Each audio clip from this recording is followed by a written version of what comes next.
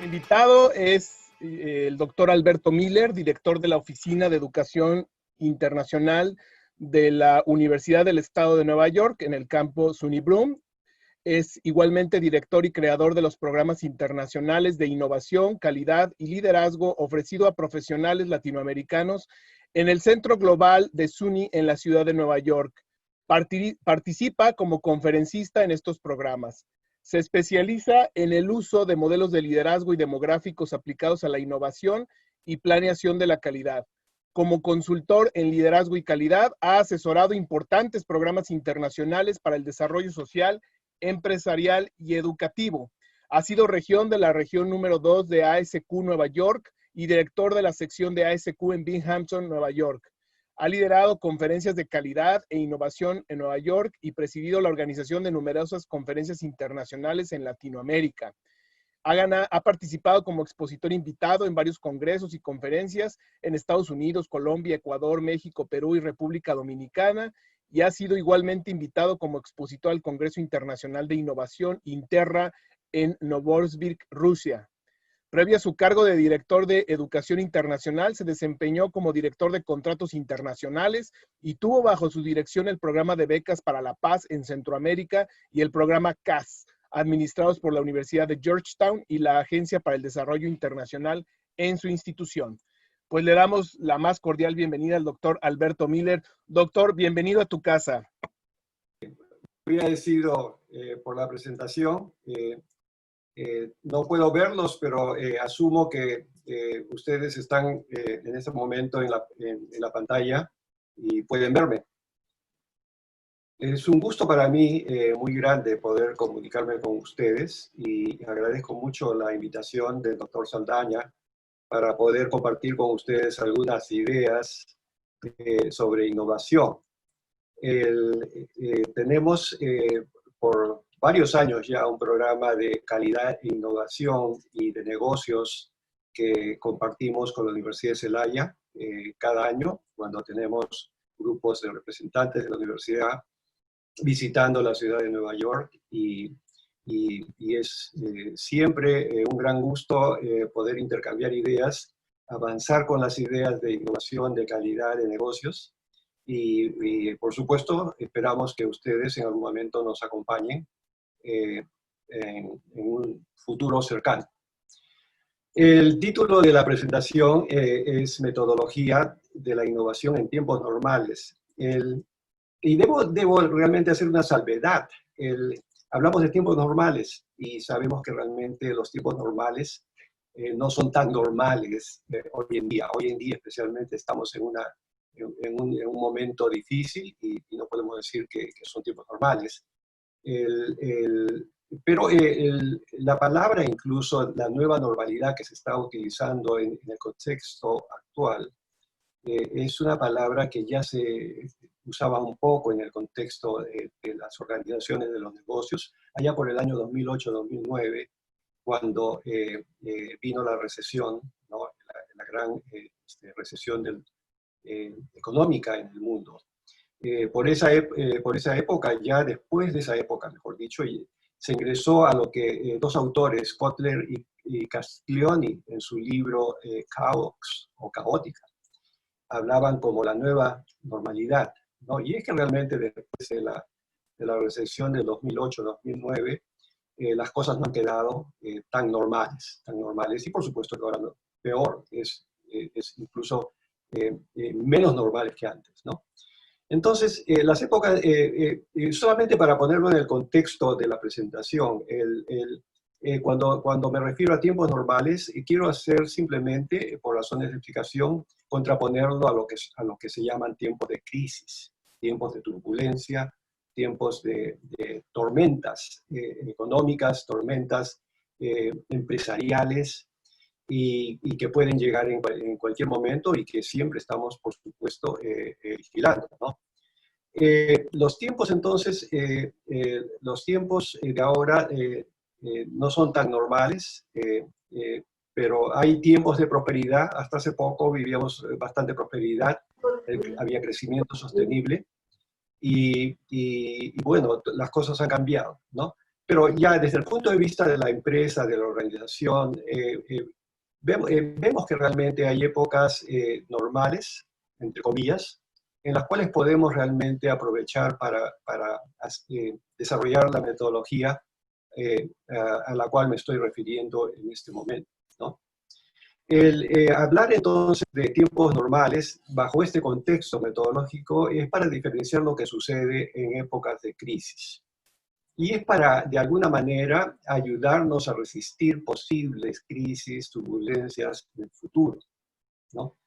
Para evitar que seamos sorprendidos por disrupciones, por olas disruptivas, todas las cosas que sabemos a las que estamos hoy en día sujetos y muy vulnerables en la actualidad, ¿no? Mediante entonces este tipo de anticipación, este tipo de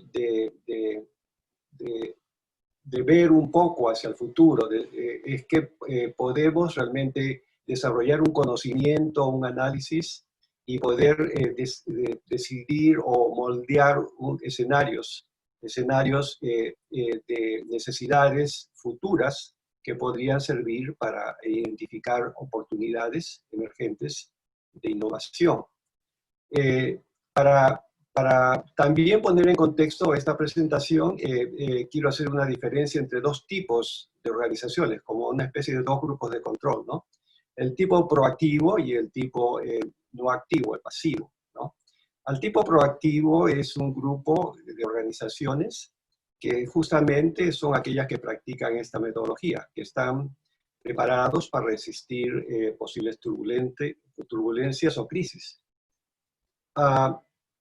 Están siempre vigilando lo que está pasando alrededor, están siempre viendo las señales que se presentan alrededor de la economía del mundo, y si hay algún tipo de crisis, algún tipo de turbulencia, son capaces de navegar con éxito a través de esa turbulencia, ¿no?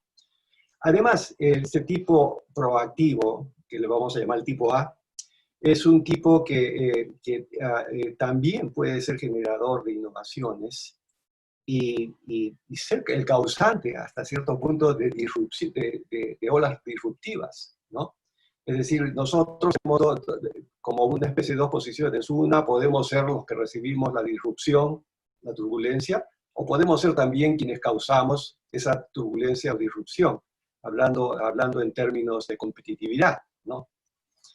El tipo pasivo, que es el que justamente no estoy animando y el que quiero contrastar con el tipo proactivo, es el que si hay algo que hacer, ¿no?, en una organización, es simplemente repetir los mismos planes estratégicos, utilizar los mismos materiales de marketing, de mercadeo, y continuar con las mismas prácticas de negocio, ¿no? Y en este tipo Doctor, pasivo... disculpa, doctor. ¿Puedes compartir Sí, tu pantalla? ¿Nos vas a compartir tu apoyo? Sí, voy a compartirlo, pero en los siguientes slides. Muchas gracias. Muchas gracias. Sí, estoy esperando justamente llegar a ello para poner los slides. Sí. Entonces, el tiempo, bueno, vuelvo nuevamente al tipo que es de una organización pasiva, y que realmente el gran problema es que este tipo de organizaciones asumen que es suficiente desarrollar una mejor estrategia de mercado para evitar la pérdida de la competitividad o para evitar crisis o turbulencias. Generalmente son débiles a la llegada de grandes olas disruptivas, a la llegada de grandes cambios en el mundo, en el ambiente económico. En general, el tipo que estamos hablando es un tipo que se anticipa, entonces, durante los tiempos normales, a modelar escenarios futuros, a detectar ciertas tendencias y a través de esos indicadores trabajar en el aumento de la calidad, en la creación de valor agregados a los productos y a servicios, a la creación de nuevos productos o servicios o nuevos modelos de negocios, y si es realmente de una manera que pueden llegar a ser grandes cambios, producir efectos incluso disruptivos o turbulencia en la competitividad de los negocios. Ahora voy a compartir, a partir de este momento voy a compartir un segundo algunos diagramas que más o menos ilustran lo que estoy hablando. ¿La tienen en la pantalla en ese momento? Sí, doctor. Sí, ya. Bueno, aquí en primer lugar pido disculpas porque la manera como voy a presentarla no es completa, pero lo hago para simplemente no entretenerme mucho con los cambios que tengo que hacer aquí en el Zoom y perder de vista la presentación. Pero si pueden verla bien, aquí lo que estoy mostrando es realmente una especie de resumen de lo que estamos hablando en este momento. Aquí tenemos la primera flecha, que es la A, que es el tipo de organización de la que estamos hablando, y el tipo B, que es la segunda, ¿no? La A es la que está marchando paralela a la turbulencia, aquí en estos signos que están en estas direcciones. Es la turbulencia, cuando se presenta una turbulencia, cuando se presenta una crisis económica, cuando se presenta una crisis empresarial, cuando se presenta la competencia feroz, cuando se presentan otro tipo de dificultades que una empresa tiene que combatir, que tiene que navegar. El tipo A, entonces, el tipo que queremos promover es el tipo que justamente está siempre alerta y preparándose para esta turbulencia, y cuando llega la turbulencia está viajando al costado de la turbulencia, pero está de alguna manera evitándola. El tipo B, al que hablamos, que simplemente es siempre atacado por la turbulencia y no tiene muchos recursos para salir de ella, es el tipo B. Aquí la línea vertical, la flecha vertical. Ahora, esa turbulencia generalmente son tres tipos de fuerzas, que las pongo aquí. Las fuerzas innovadoras son tendencias externas, están fuera de las compañías, de las organizaciones. Las fuerzas innovadoras, las fuerzas desconocidas y las fuerzas globales. Las fuerzas desconocidas realmente son todo aquello que no podemos anticipar, y un poco parecido a la teoría del cisne negro, que no sé si ustedes ya están al tanto de esta gran teoría, sobre todas las cosas que realmente no anticipamos, no nos imaginamos y que pueden suceder, y que para ellas a veces no estamos preparados. No hay antecedentes, no hay manera de controlarlas, y en muchos casos no hay maneras de anticiparnos a ellas, nos sorprenden definitivamente.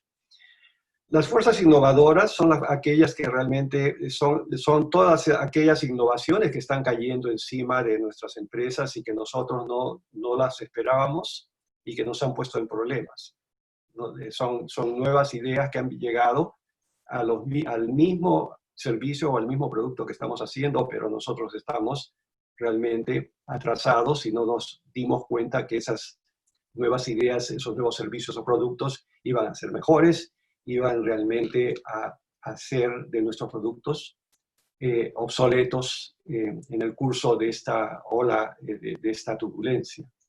Y después tenemos las fuerzas globales, que son todas esas tendencias externas que vemos en el mundo, todo lo que está pasando en el mundo hoy día. Fuerzas globales que avanzan todos los días y que a veces las despreciamos, no las vemos, y por lo tanto estamos perdiendo oportunidades de ver lo que puede pasar más adelante como oportunidad de cambiar, de hacer algo nuevo en nuestras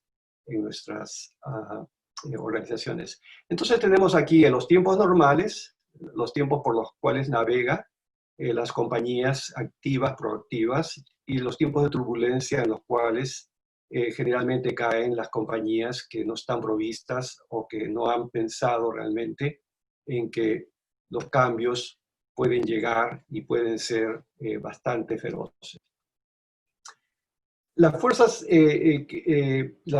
globales son algo que, a lo cual las compañías, especialmente las compañías que se anticipan y que están creando lo nuevo, no para hoy, sino quizás para dentro de 10 años, 15 años, son aquellas que están viendo más otro tipo de tendencias, otro tipo de fuerzas. Y estas son las fuerzas que de alguna manera van moldeando el futuro, ¿no?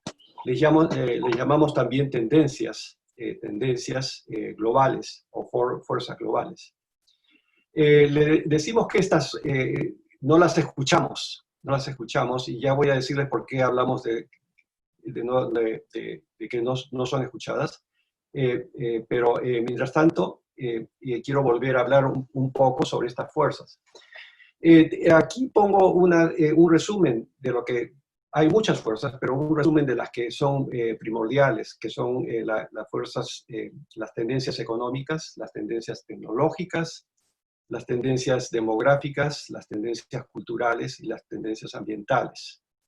Estas tendencias realmente marchan de una manera en el mundo que parecen, y en algunos casos pueden ayudar a hacer proyecciones, pueden ayudar a ver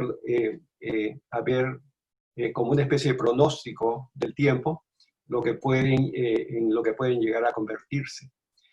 Cada una actúa sola o puede actuar interrelacionadamente con otras. Y todas se pueden mezclar también para producir un gran cambio en la economía, un gran cambio que afecte realmente a las empresas a todo nivel, de las más grandes hasta las más pequeñas, hasta los pequeños negocios, etc.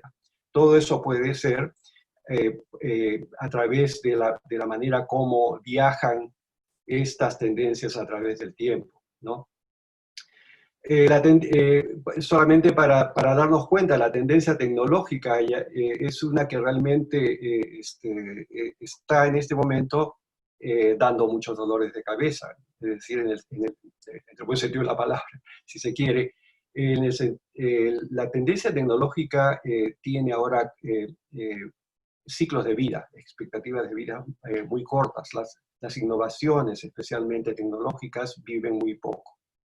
A diferencia de las innovaciones tecnológicas que tenían nuestros abuelos o que nuestros abuelos presenciaron, incluso mi generación, ¿no? Eran innovaciones que duraban mucho tiempo, 40, 50 años sin alterarse. No había muchas modificaciones, eran siempre servicios, productos que se mantenían, y si había algún cambio, alguna innovación, era muy, muy básica. Un ejemplo, por ejemplo, es la televisión. La televisión, por muchos tiempos fue una televisión en blanco y negro, hasta que por fin llegó la televisión a colores, ¿no? Pero de ahí, después de colores, siempre la televisión sigue siendo la televisión. Lo que ha cambiado un poco el sistema, la forma de la pantalla, todo. Pero en sí, realmente, de televisión de blanco y negro a televisión a colores, pasaron muchísimos años. Hoy día ustedes han nacido con un teléfono que ya no, cuando se usaba un teléfono que ustedes ya no lo usan. El BlackBerry, por ejemplo, para ustedes quizás ya es una pieza prehistórica. Y así hay una serie de cosas que para nosotros todavía a veces siguen en el uso, pero para ustedes ya son cosas del pasado. El pasado ocurre más temprano para la generación de ustedes. En nuestras generaciones el pasado tenía más años. Los ciclos son cortos, entonces, tecnológicamente, y esa es una de las señales que tenemos que prestarle atención si queremos realmente ver cómo va a ir y hacia dónde va a ir nuestra organización, nuestros negocios, nuestras empresas. La demografía es otra variable que también tiene mucha importancia a la cual me he dedicado mucho durante muchos años. Es una variable que básicamente desde el año 2008-2009, cuando tuve coincidentemente la oportunidad de dar una de las primeras presentaciones sobre innovación en educación, y fue en un vecino lugar de Celaya, en San Juan del Río, cuando se hizo allí una conferencia de calidad e innovación, en la cual ya las tendencias demográficas, las fuerzas demográficas, ya hace 12 años, 13 años, anticipaban que iba a haber un cambio sustancial en la composición demográfica del mundo y de los países, en la cual iba a primar más, iba a crecer sustancialmente, especialmente lo que ustedes llaman la tercera edad, es decir, aquellos de 65 años para arriba. Y este grupo de nuevos, que llamábamos los nuevos jóvenes, van a alterar mucho el panorama económico del futuro, que es el de hoy día realmente. Y así está sucediendo. Yo ya planeaba abandonar esta variable hace un año cuando justamente resurgió un artículo muy grande en una de las revistas especializadas sobre el impacto realmente de esta nueva generación, de esta nueva población en el mundo y cómo esto va a afectar a la economía, las empresas y cómo va a demandar otro tipo de innovaciones, ¿no? Esto lo vamos a ver ahora en algunos ejemplos. Las fuerzas culturales son basadas, es decir, las fuerzas culturales son las que hacen realmente que cambie la conducta del cliente, ¿no? La conducta del consumidor, la conducta de todos aquellos que consumimos, que tenemos necesidades y tenemos que realmente buscar una organización, una empresa que nos dé, que responda a todo eso. Y veremos un poco de eso también, algunos ejemplos, y después la fuerza ambiental, que hoy en día se está convirtiendo realmente en una de las grandes fuerzas que está presionando para que se hagan reformas y para que la industria, para que la manera como servimos, ¿no?, al mundo, a nuestro país, cambie con diferentes protocolos, con diferentes políticas, y que lo hagamos de una manera que realmente sea amigable al ambiente, porque realmente el consumidor del futuro va a ser un consumidor que va a pedir y va a exigir mucho desde el punto de vista del ambiente y de la conservación del ambiente. Asumiendo entonces que tenemos que observar estas tendencias y estas fuerzas globales, ¿no? Estas son básicamente las variables que necesitamos manejar en nuestra metodología en tiempos justamente normales. Una manera como el proceso va es identificando, y hemos hablado de eso, las tendencias externas, los desafíos que nos pueden dar ciertas oportunidades futuras. Después de identificarlas, pasamos al segundo al otro paso, que es el desarrollo de una nueva tecnología y servicio. Y después el tercero, que es comercializar, o sea, llenar esa necesidad futura. Pero todo esto va de una manera inversa a lo que tradicionalmente hacemos en otros tipos de negocios, especialmente desde el punto de vista de la calidad, ¿no? En la calidad siempre hablamos de la voz del cliente, que tenemos que responder a las necesidades y a las exigencias del cliente. Generalmente lo hacemos a través de encuestas, a través de llamadas telefónicas, métodos para saber, para evaluar la satisfacción del cliente hacia nuestra empresa, hacia nuestra organización. Esa manera es una manera como entonces hacemos ciertas modificaciones, o esa manera como tratamos de aumentar la calidad para reunir los requisitos de nuestros clientes, ¿no? Ese tipo de información no es necesariamente la información que nos puede dar el tipo de ideas de innovación a las cuales estamos persiguiendo por esta metodología, porque simplemente aquí estamos, en el caso de la innovación estimulada por el mercado del futuro, en el caso de este diagrama, no estamos consultándole a alguien, no estamos consultándole a algún cliente porque no lo tenemos, es un cliente que va a aparecer dentro de 10, 15 años o 5 años, y la única manera como se lo podemos consultar es a través de manera muy indirecta, es a través de esas fuerzas, de esas variables, de esos indicadores indirectos que estamos viendo que están sucediendo en el mundo, ¿no? Y es lo no escuchado. Aquí quizás lo no escuchado tiene más sentido, porque realmente no es un cliente que nos habla, ¿no? No le hemos pedido al cliente que nos diga nada y no nos va a contestar. No existe todavía el cliente. Entonces, a eso le he llamado yo la voz del cliente del futuro, que realmente no es una voz, es simplemente son indicadores que se pueden traducir en sonidos y que nos pueden decir algo sobre lo que puede ser el futuro y nos pueden dar ciertos escenarios que nos pueden servir para realmente saber qué es lo que nos están pidiendo en el futuro. La innovación no es tanto el resultado de la voz del cliente, aunque puede suceder a cierto nivel. Realmente muchas de las innovaciones no han sido consultadas con los clientes.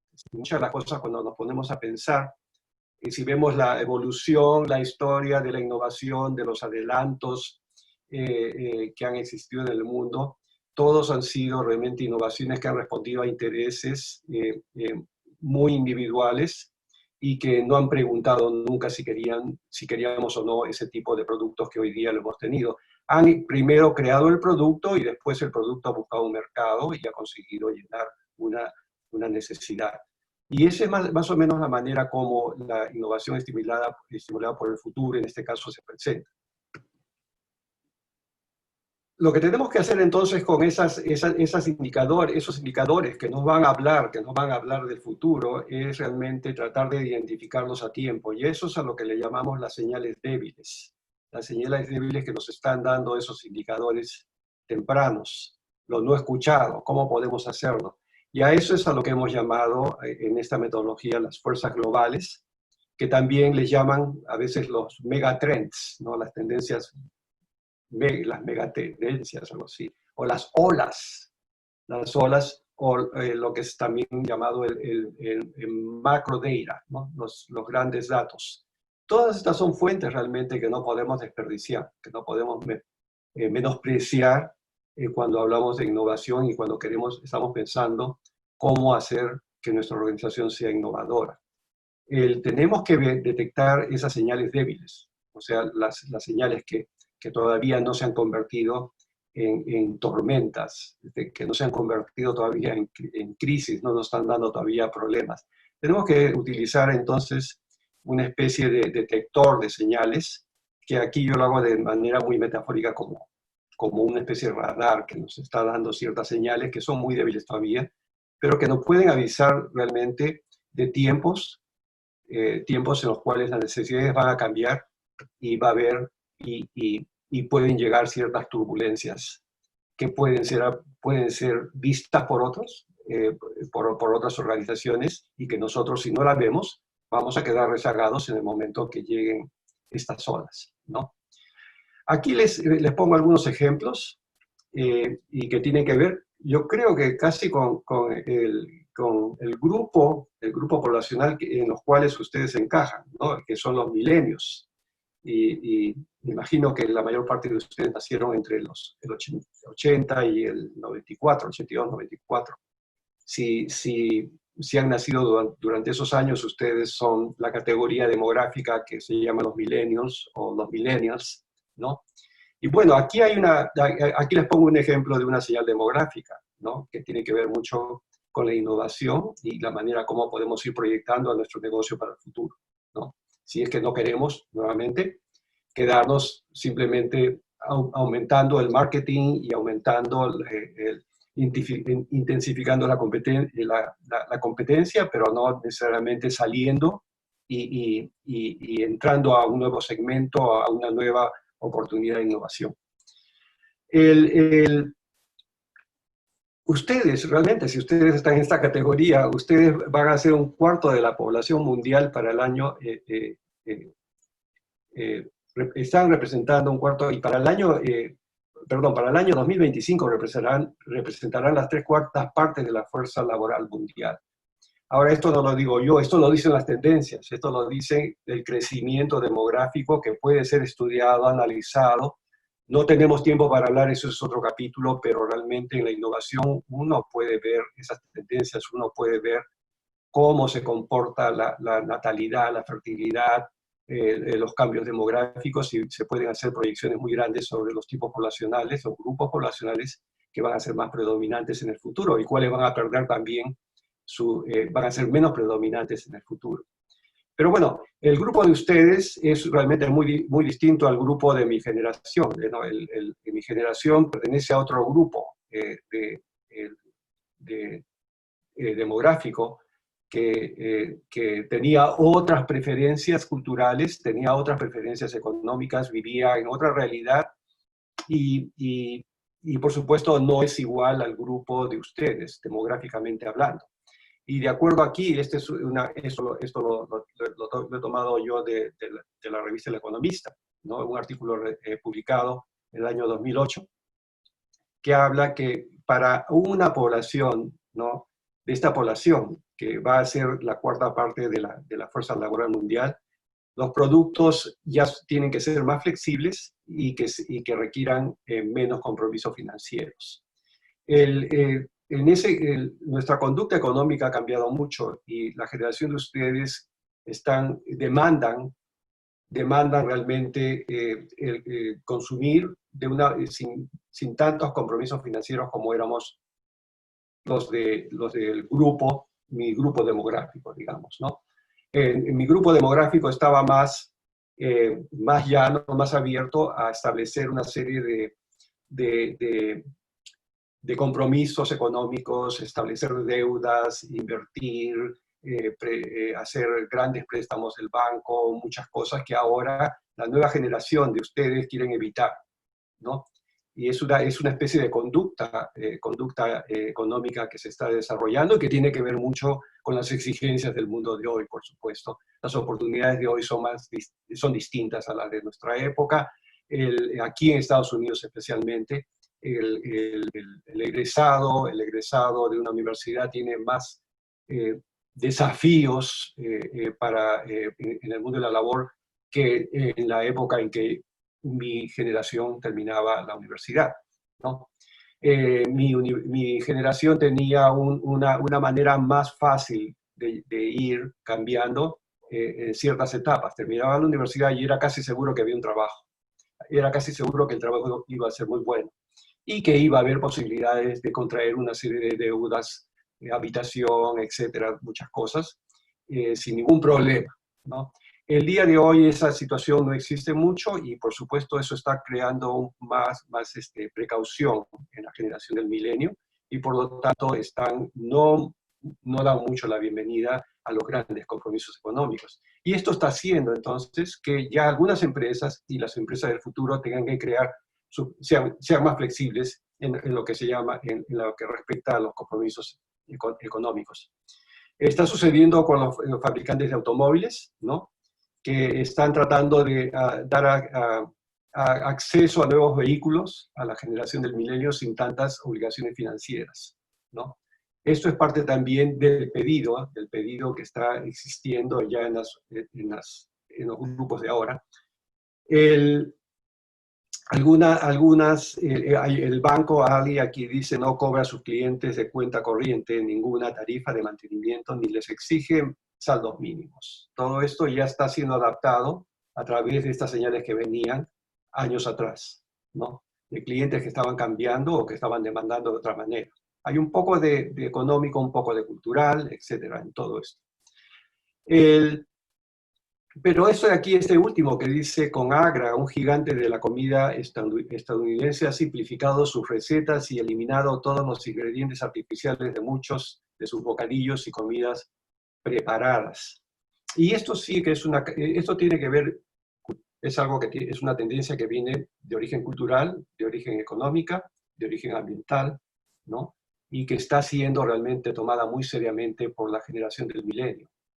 De manera que realmente en 10, 15 años debemos esperar que realmente las compañías van a tener que hacer algo, van a tener que empezar ya con esa señal, a tener que transformar un poco la manera la forma como utilizan los ingredientes para los consumidores que van a ser ya los consumidores establecidos como ustedes dentro de unos 10, 15 años, que seguramente van a estar muy alerta a los ingredientes que están ustedes consumiendo en el momento que van a hacer compras, en el momento que van a hacer el mercado todas las semanas, ¿no?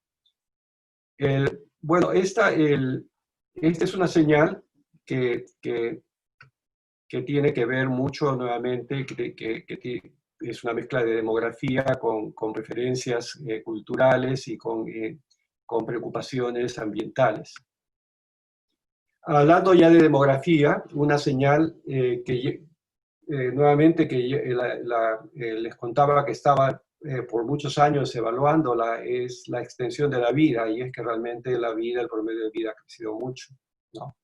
Y esto ha hecho realmente que el grupo de edades de los de 65 años para arriba, ¿no? Crezcan en relación a los otros grupos.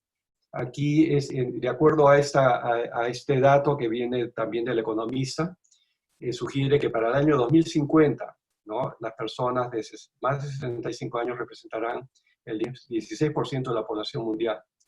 Esto es de la población mundial, pero realmente la población de los países es mucho más. Y si vemos Europa, es muchísimo más. El envejecimiento en Europa, en Japón, en Italia, en España, son países que realmente el grupo de 65 está realmente tomando, opacando a otros grupos de poblaciones más jóvenes. Pero son grupos también que tienen una capacidad adquisitiva y un modo de vida que no lo tenían nuestros bisabuelos. Son más jóvenes, más saludables y realmente pueden tener más necesidades que aquellas que tenían nuestros abuelos. Si vemos esto como una oportunidad, una tendencia, es una señal que realmente dice que para los años que vienen, y ya han venido, por supuesto, desde hace algunos años, los servicios deben cambiar, ¿no? Por ejemplo, las entregas de comestibles a casas es en parte un servicio que puede realmente dispararse con los años. El servicio especialmente médico, de mantenimiento médico, mediante el uso de teléfono inteligente, es algo que realmente va a empezar a predominar en el futuro, mientras más, ¿no? el grupo de los de 65 para arriba empiecen a depender más para sus necesidades medicinales de salud, de un sistema más a la distancia, ¿no? de teléfono inteligente o lo que se llama la telemedicina, ¿no? Eso es algo que va a primar. ¿Por qué puede salir de ahí para el futuro? Eso está en manos de ustedes. ¿Qué puede crearse? ¿Qué puede hacer algo que apoye esa nueva necesidad que va a aparecer o que ya está apareciendo? Es algo que está en las capacidades que ustedes tengan de acuerdo a lo que están haciendo en este momento. Algunos emprendedores ya están viendo la oportunidad de demandas para enfermeras y la ayuda alrededor de la casa. Todo eso en base a que realmente vamos a vivir más y va a llegar un momento que vamos a necesitar ayuda. Eso especialmente se da aquí en los Estados Unidos, ¿no? Los países europeos. Veamos otra tendencia, otra señal. Y esta es interesante también, porque este es para el año 2030, que tiene que ver también con el crecimiento de la población mundial. Y bueno, siempre hablamos de que la población mundial ha crecido, pero tenemos que correlacionarla con también qué pasará después y qué podemos hacer después, si tenemos que innovar, si tenemos que crear algún tipo de respuesta a lo que el cliente del futuro nos solicite, ¿no? Pero bueno, aquí, de acuerdo a este estudio, dice que alimentar a esta comunidad de rápido crecimiento significa que la producción, especialmente agrícola, debe aumentar en un 70%, ¿no? Fíjense ustedes, ¿no? Estamos hablando del 2050, que es el año que ustedes van a estar realmente todavía quizás en una situación de mucha actividad, todavía con grandes proyectos de vida, con grandes proyectos económicos, etcétera. Pero esa va a ser más o menos ese va a ser el porcentaje de aumento de necesidad, ¿no?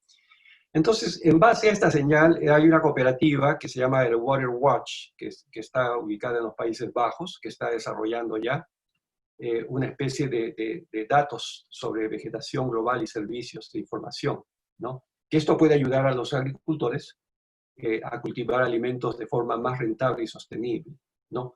Esto quiere decir de que la alimentación y la manera como se va a producir, cómo vamos a cultivar, todo eso va a tener que ser de manera más planificada, más ordenada, y que de ahí deben derivarse muchas oportunidades para ver cómo podemos crear un producto, un servicio, que respalde a esa necesidad futura, ¿no? Y por último, aquí tenemos algo que es un fenómeno también interesante, porque estamos hablando de tendencias, en tendencias que viajan hasta el momento una especie como si fuese de manera lineal, ¿no? Que no tiene, que la trayectoria es lineal y que va a continuar. Pero también, y eso es importante ahora que vemos este ejemplo, es que realmente en muchos casos estas tendencias pueden cambiar de rumbo, pueden modificarse, pueden volver, se puede volver hasta cierta parte, regresar una parte de ese itinerario y nuevamente encaminarse hacia adelante, ¿no? Pero bueno, este es un ejemplo muy interesante de IKEA. No sé si están familiarizados con este gran establecimiento de origen sueco que existe aquí en Estados Unidos y que tiene su origen en Europa, por supuesto. Él empezó en Europa y de allí fue, eh, fue vinieron a Estados Unidos y aquí tienen un gran éxito, especialmente en zonas muy cercanas a las grandes urbes como Nueva York, Los Ángeles, todas esas grandes centros urbanos, las grandes metrópolis generalmente, son el escenario para que IKEA se establezca, no como lo es en Europa. Las grandes establecimientos de IKEA se ubican en París, en las afueras especialmente, ¿no? Si ustedes recordarán, o si en algún momento lo han visto históricamente, la ciudad fue abandonada, ¿no? El centro urbano, y eso se sucedió en Estados Unidos, ¿no? La gente vivía en las ciudades y después vino un periodo de expansión urbana donde la gente empezó a reubicarse en las zonas suburbanas, en los suburbios. Esa tendencia a la expansión suburbana creó los grandes establecimientos que servían en los grandes shopping centers, los grandes centros comerciales. Estos centros comerciales realmente atrajeron, se convirtieron en un imán para producir una descentralización urbana y para que la gente busque la comodidad en vez de realmente estar apretados en los centros urbanos. Esto trajo que especialmente los pequeños negocios de las zonas urbanas quiebren, ¿no? Se pierdan. Ya no había interés en ir a comprar al centro de una ciudad, todo el mundo quería ir afuera de las ciudades donde habían grandes estacionamientos, lugares fáciles para dejar el carro y pasar el día, etc. Los grandes centros comerciales, toda esa proliferación que hemos visto hasta el día de hoy, ¿no? Ha sido una tendencia muy grande. Pero ahora IKEA está haciendo lo inverso. Está tratando y bueno, IKEA se establecía justamente en esas zonas grandes, donde todo el mundo tenía que salir de la ciudad para IKEA, ¿no? Para fuera de la ciudad, para poder hacer sus compras. Incluso había shuttle buses, ¿no? Como que te llevaban hacia ese lugar en donde tú podías pasar todo el día viendo todas las necesidades que querías y comprándolas, etc. Pero bueno, la competencia del mundo está cambiando y ahora lo que está haciendo IKEA es realmente regresando a la ciudad. Mientras todo el mundo está saliendo, IKEA, para cambiar su modelo, ¿no? De una manera muy innovadora, ha decidido regresar al corazón de las ciudades, ¿no? Lo está haciendo en Londres, en París, y lo va a hacer en Nueva York, si ya no lo ha hecho en Nueva York. Pero ya no lo va a hacer como un gran centro, porque realmente IKEA es un tremendo almacén, ¿no? Uno se la puede pasar todo el día allí, hasta almorzar, etc. En vez de ser un gran centro, está regresando como una especie de tienda pequeña y que simplemente va a mostrar lo principal de sus productos y ya no va a haber cantidad. ¿Eso qué va a hacer? Eso lo que está haciendo es que realmente los clientes de las ciudades puedan tener acceso a IKEA, ¿no? Y poder ver los artículos que IKEA ofrece en línea de manera más directa, ¿no? Experimentar esos artículos, para animar a que el público no solamente compre en línea, sino que también pueda volver a la rutina de comprar, no solamente participando, yendo y comprando y contactándose con el servicio de esta compañía, ¿no? Todo esto es una nueva forma, se puede decir que es una innovación que de alguna manera, si tiene éxito, va a ser seguida por otras compañías. Y si es seguida por otras compañías, por supuesto, ya IKEA fue el primero que se dio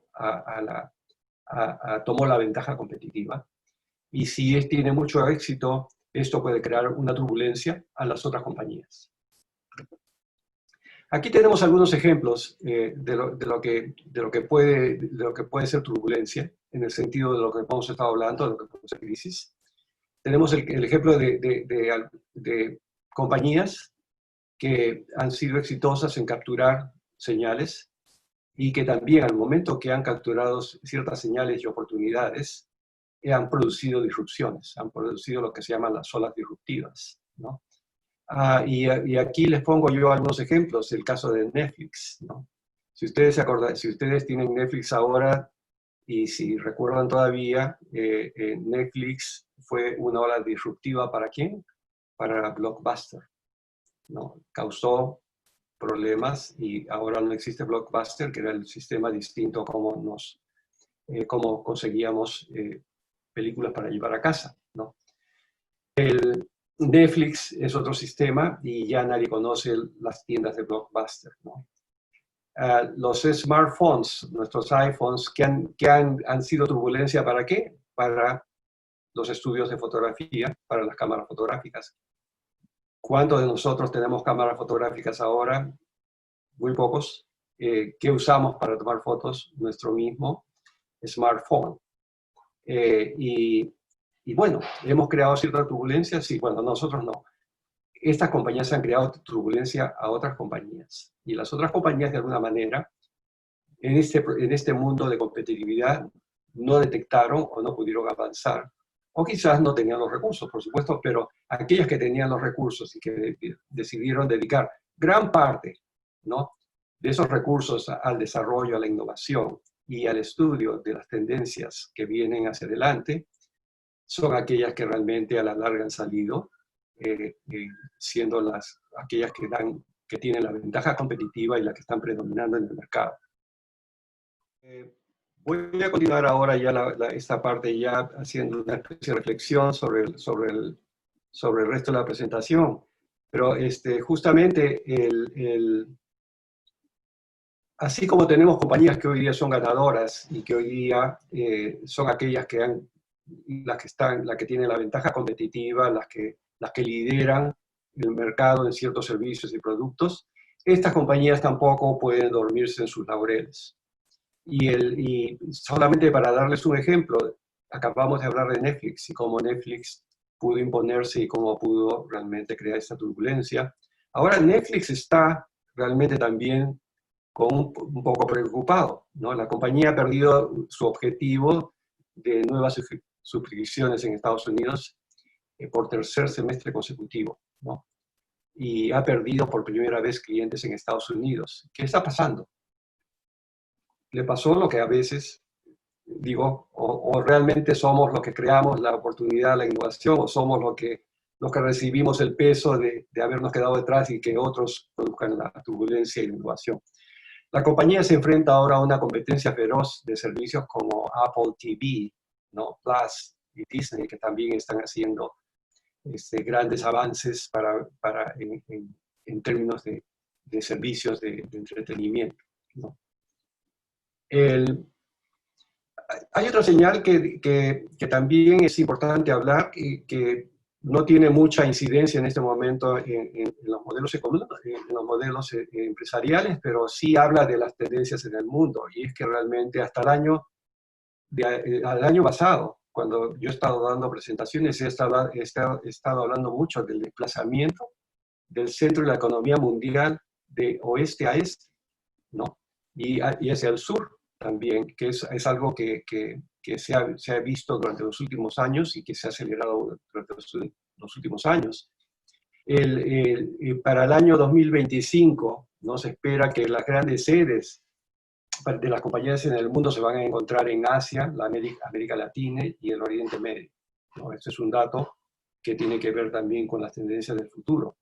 Hasta hace 2 o 3 meses se ha hablado mucho de lo que va a pasar para el año 2025, y todo señala que para el 2025 China sería el hogar más grande de las empresas que los Estados Unidos y Europa, ¿no? Pero el mundo está cambiando, y nos estamos dando cuenta de nuevas turbulencias, de nuevas fuerzas, muchas de ellas desconocidas, que están cambiando hasta cierto punto también la dirección de todas estas tendencias, ¿no? Y es solamente recientemente, el día lunes, en el Wall Street Journal, que sale un artículo diciendo de que hay posibilidades, de acuerdo a los deseos del gobierno aquí, de que las compañías de semiconductores eh, eh, sean animadas a venir aquí a Estados Unidos, ¿no? A medida que aquí aumenta un poco de preocupación sobre la predominancia, ¿no? La dependencia de Asia, especialmente como fuente tecnológica crítica, ¿no? Y esto marcaría un cambio, por supuesto, de muchas décadas de expansión hacia Asia, ¿no? Esto es una cosa que está pasando hoy en día, mientras estoy hablando, ¿no?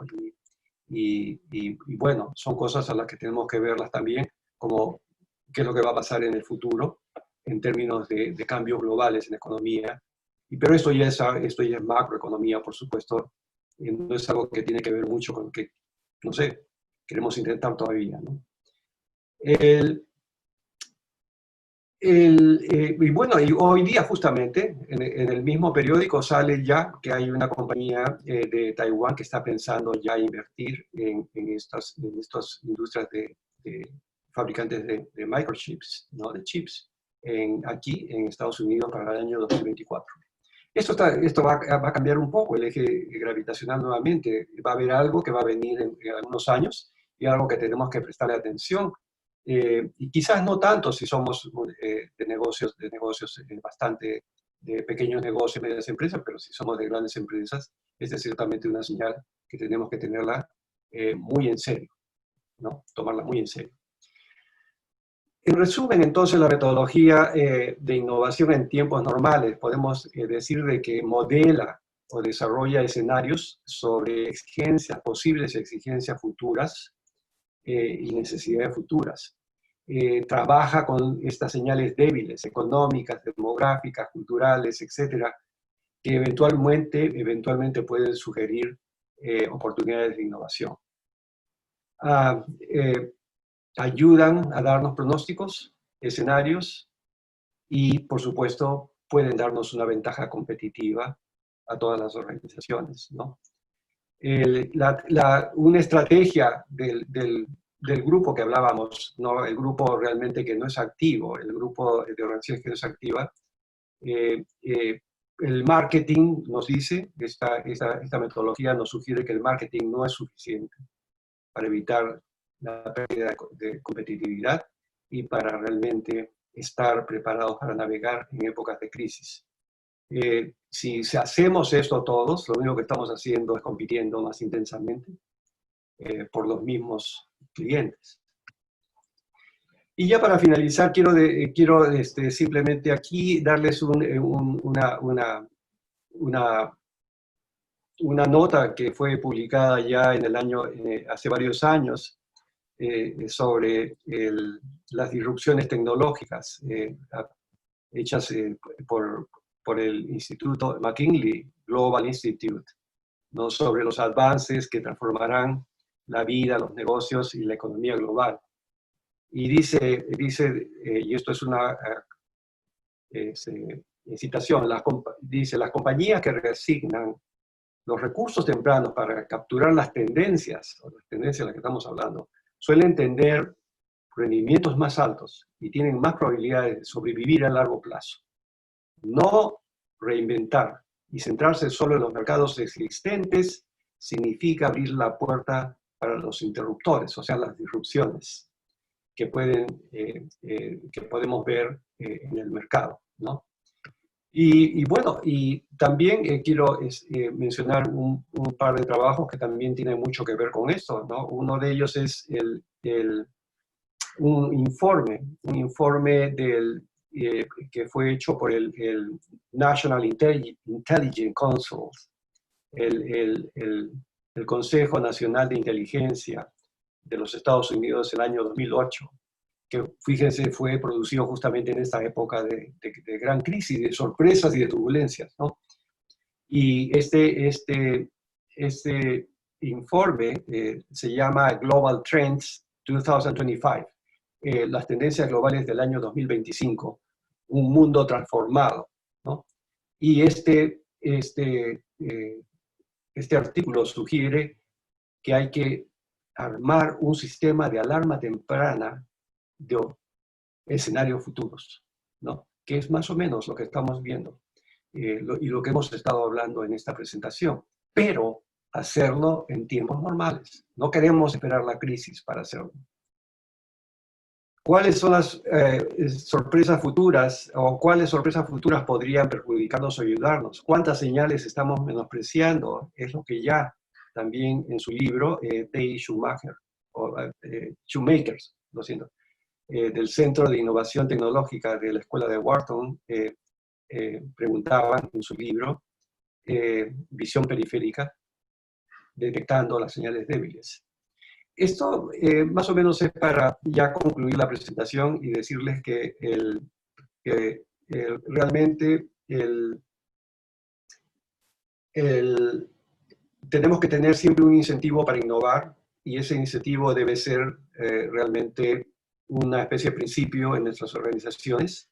Y segundo, ese incentivo no debe ser, o no debe esperar épocas de crisis, no debe esperar épocas en que realmente o bien no estamos preparados, o bien somos los que vamos a sufrir la crisis, vamos a desaparecer, o simplemente vamos a perder todas las oportunidades por no haber prestado atención a lo que puede venir en el futuro.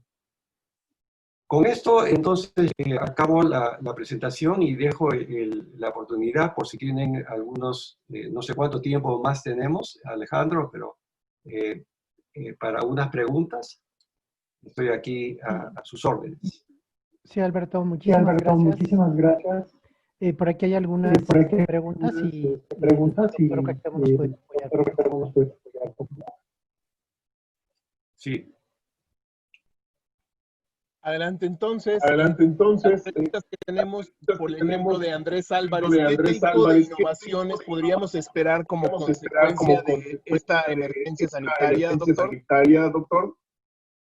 Es muy buena pregunta. Y bueno, si vemos hoy día los periódicos y si vemos realmente lo que está pasando en el mundo, nos damos cuenta que realmente hay una necesidad. El mismo, hasta cierto punto, el concepto de emergencia sanitaria es una necesidad. Y las innovaciones son necesidades que tienen que ser realmente, son respuestas a necesidades. Y todos, y si vemos realmente la historia humana, estamos respondiendo a necesidades humanas mediante la innovación, ¿no? Necesidades primarias, secundarias y terciarias, o infraestructurales o superestructurales, etcétera, como queramos llamarlas, estamos respondiendo siempre. Estamos en una época de necesidades, ¿no?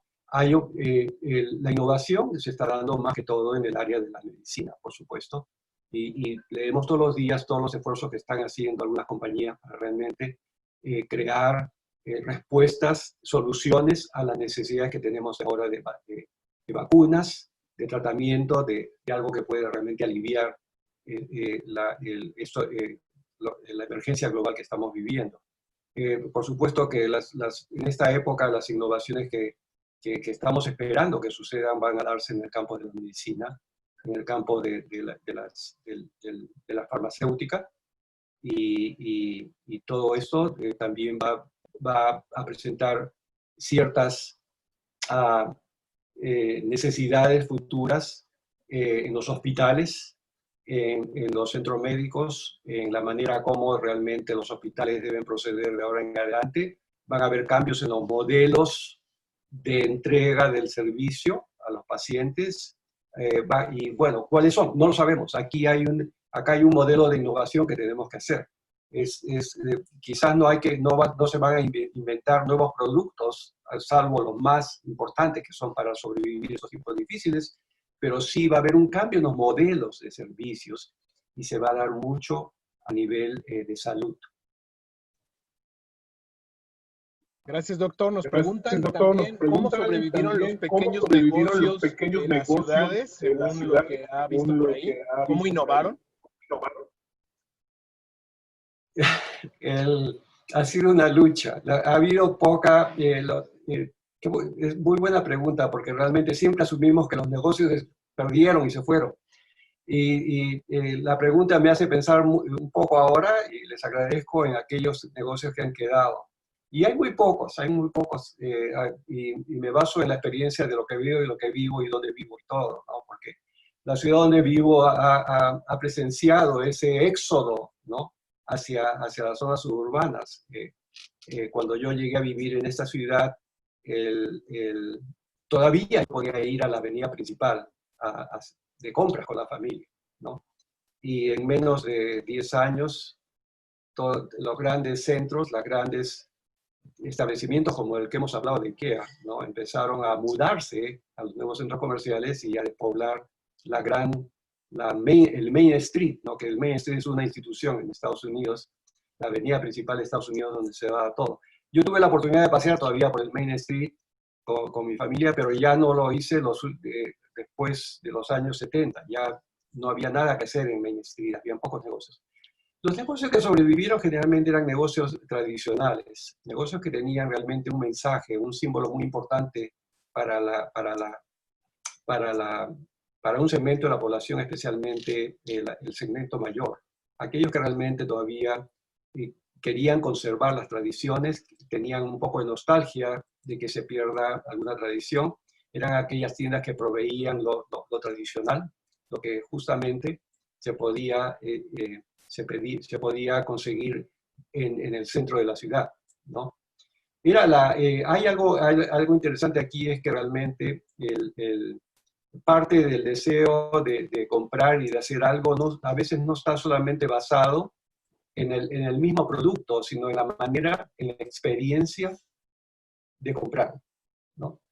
Y esto, creo que los negocios que sobrevivieron, que eran generalmente algunas bodegas, por ejemplo, algunos artículos como sastres, que todavía se quedaron en la ciudad por mucho tiempo, y hasta ahora algunos de ellos existen en la ciudad, no se han ido, y todavía hay clientes que van allá, sobreviven debido a que realmente ellos han enfatizado la idea de que ellos son parte de la tradición, algo muy importante en la vida de todos. Y por otra parte, esa es una experiencia que mucha gente a veces compra por la experiencia, no compra tanto por el producto, ¿no? Esto lo vemos en muchos negocios modernos, donde realmente la idea no es tanto el producto, sino más bien estar en el lugar, ir al lugar, ¿no? A veces consumimos algo que no es necesariamente lo que nos gusta, pero lo que nos gusta es ir al lugar, ¿no? El caso de IKEA, mucha gente va y no compra, pero les encanta estar en el lugar, ¿no? Ese es el mundo de la experiencia, la era de la experiencia. Pero esa era la experiencia, yo creo que de alguna manera se manifestó en pequeño, en los pequeños negociantes de las ciudades, en el centro de las ciudades, ¿no? Donde realmente lo que promocionaron era la experiencia de la tradición, la experiencia de conservar algo que no debería desaparecer y que había un segmento de la población, especialmente el segmento mayor, que no quería olvidarlo, no quería perderlo, ¿no? Y había gente que regresaba. A mí me gustaba mucho regresar a una tienda que vendía un producto muy especial de Navidad, por ejemplo. Y yo quería comprarlo en esa tienda, no lo quería comprar en los grandes establecimientos, porque era la experiencia de ir a esa tienda en épocas de Navidades, en épocas en que realmente el centro lucía de una manera muy, muy especial. Y además de la compra era también ganarme la experiencia de pasar medio día en la ciudad, ¿no? Viendo todo lo que pasaba en la Navidad. Entonces yo creo que no sé si eso ayudó a entender esta respuesta, y espero que más o menos. Sí, doctor, muchísimas ya, gracias. Por razones de tiempo, si les parece bien, pues damos por concluida la sesión, agradeciéndote como siempre tu disposición con la Universidad de Celaya. Gracias. Quería hablarles del último de la doble titulación, si había tiempo. Sí, adelante, adelante. Sí, antes de terminar, solamente quiero compartir con ustedes algo que... A ver, un segundo.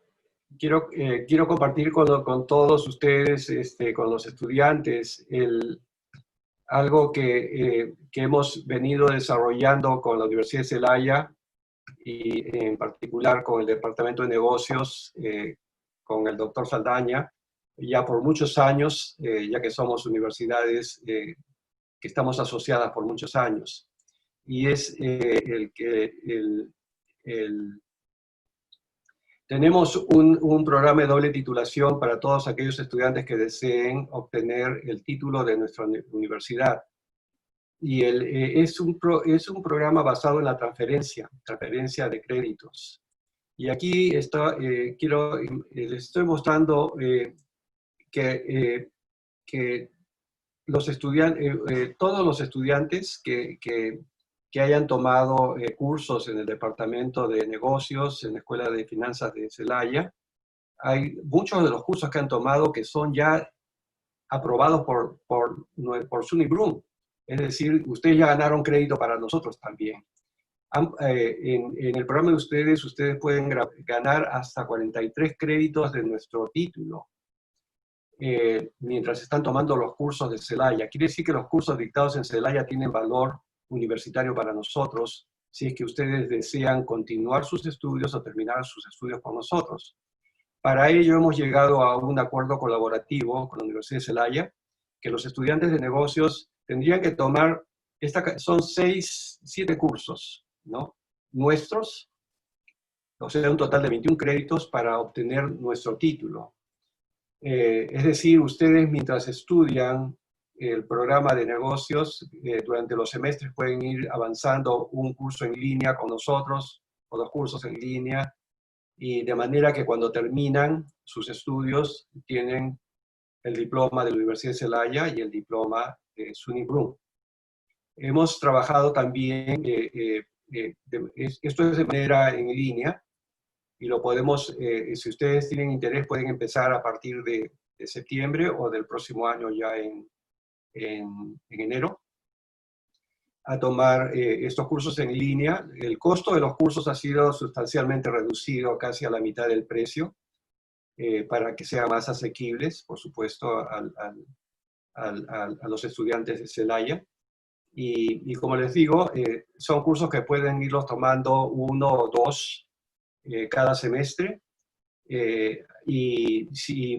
Idealmente, si gustan, pueden venir aquí por un semestre también y completar todos estos cursos, ¿no? Y esto les daría la oportunidad de pasar un semestre afuera. Por supuesto que estamos en épocas difíciles para hablar de viajes en este momento y no es tan realista decir de que esto podría ser un programa para septiembre, para que los estudiantes vengan. Entendemos que la situación internacional de la educación internacional ahora está muy difícil, con tantas restricciones, dificultades para viajar por todas partes del mundo. Entonces estamos pensando que si hay interés, podrían empezar, ¿no? Si están interesados en esta doble titulación, podrían empezar desde ahora a tomar unos cursos y a través de los semestres próximos lograr este nuevo diploma, que podría terminar, como lo hemos hecho ya con el doctor Saldaña, con un curso o un seminario que cierra en la ciudad de Nueva York ya al final de todo esto, ¿no? Los estudiantes entonces empezarían en línea y podrían terminar en un curso corto en la ciudad de Nueva York. Ya no podemos hablar de este año, pero ojalá todas las cosas marchen mejor para el futuro, pueda ser el próximo año. Y bueno, esta era solamente una invitación que tenía para todos ustedes y nuevamente Nuevamente quiero agradecerles entonces la atención prestada por sus preguntas y espero que realmente esto haya podido de alguna manera ser un granito de arena para todo el inmenso desafío que tienen ustedes en su carrera y en el futuro. Pero por supuesto siempre deseándoles mucha suerte en sus estudios. Muchas gracias. Bueno, pues quiero agradecer al doctor Alberto Miller por este apoyo a la presentación. Muy interesante pues, toda la información y más en los tiempos que estamos viviendo.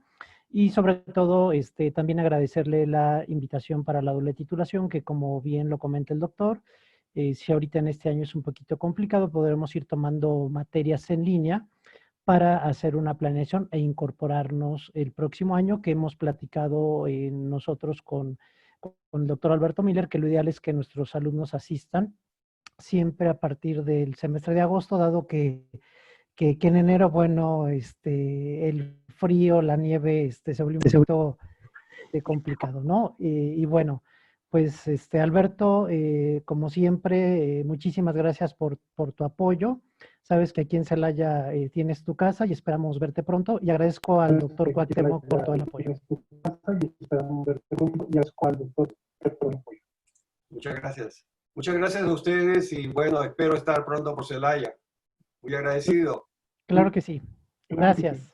Gracias a todos. Adiós. Muy buenos Adiós. días, muy buenas tardes. Gracias, doctor. Buenos días.